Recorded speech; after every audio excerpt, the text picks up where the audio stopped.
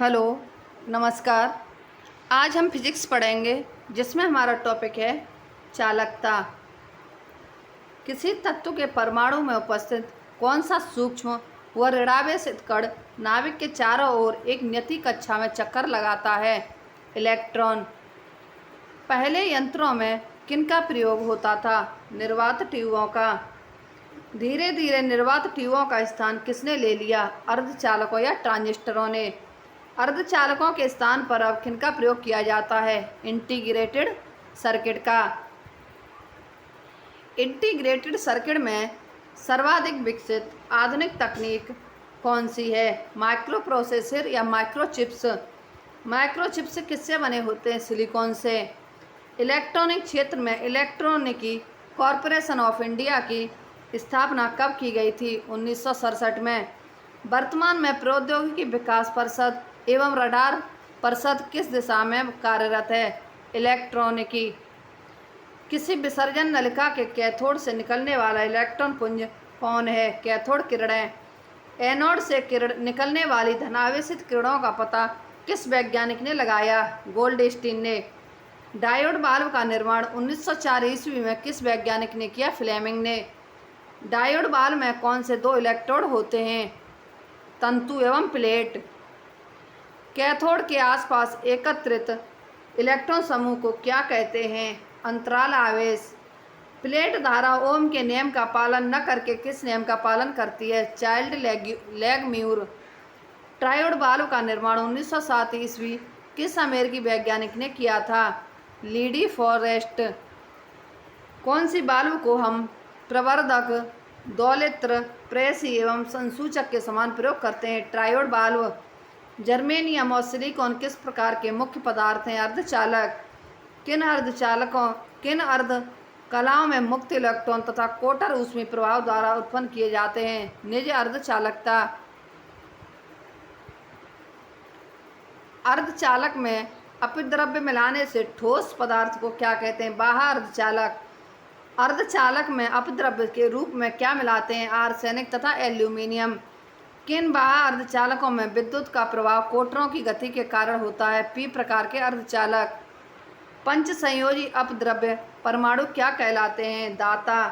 त्रिसंयोजी अपद्रव्य परमाणु क्या कहलाते हैं? ग्राही। किस माध्यम से विद्युत धारा का बहाव होता है? चालक।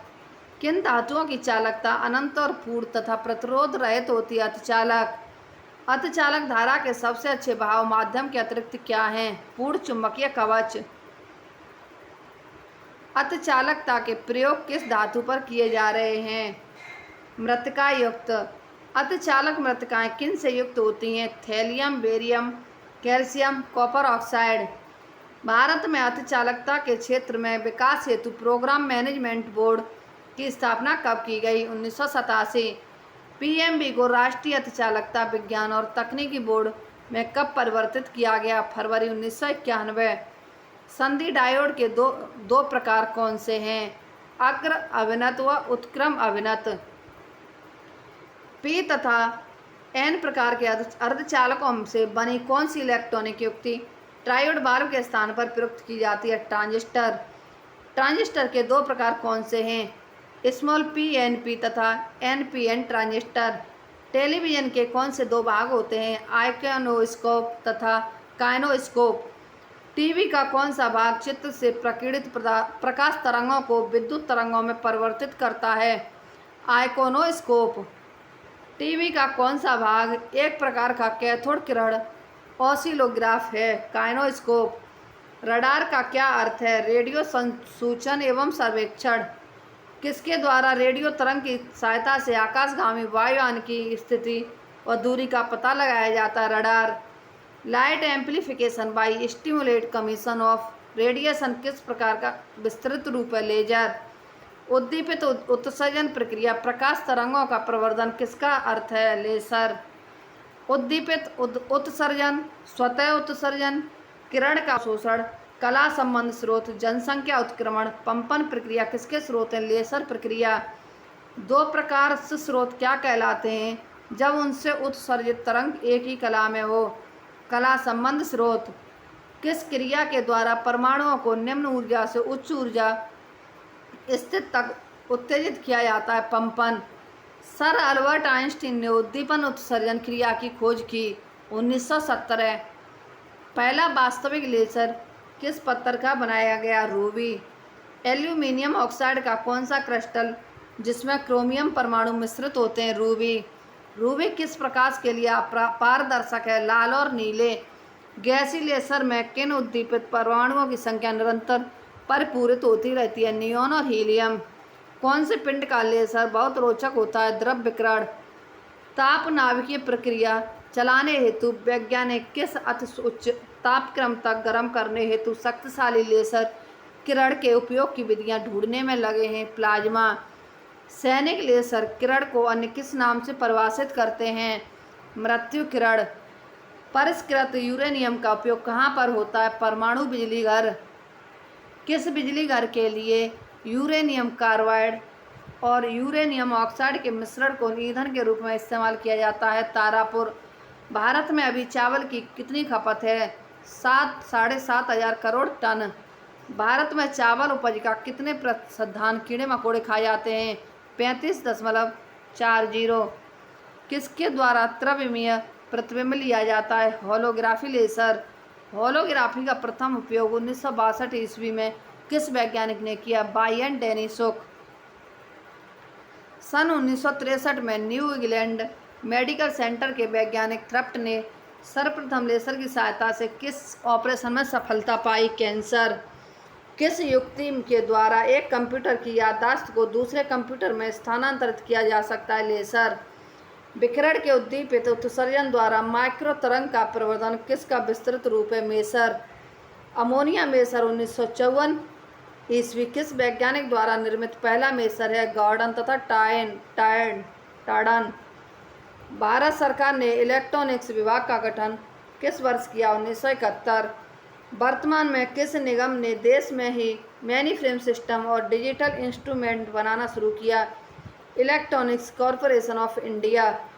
किस निगम का गठन विदेशों में इलेक्ट्रॉनिक व्यापार में वृद्धि और प्रमुख क्षेत्रों में टेक्नोलॉजी के विस्तार हेतु किया जाता है? Electronic trade and technology development corporation. ET&D निगम के इलेक्ट्रॉनिक सूचना माध्यमों के जरिए शिक्षा देने हेतु कौन सा कार्यक्रम शुरू किया? मार्गदर्शन।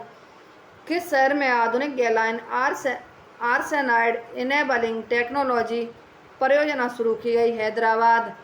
किस वर्ष सूचना प्रौद्योगिकी क्षेत्र का आधार जोहान गुटेनबर्ग द्वारा प्रिंटिंग प्रेस के आविष्कार से मिला? 1450 ईस्वी।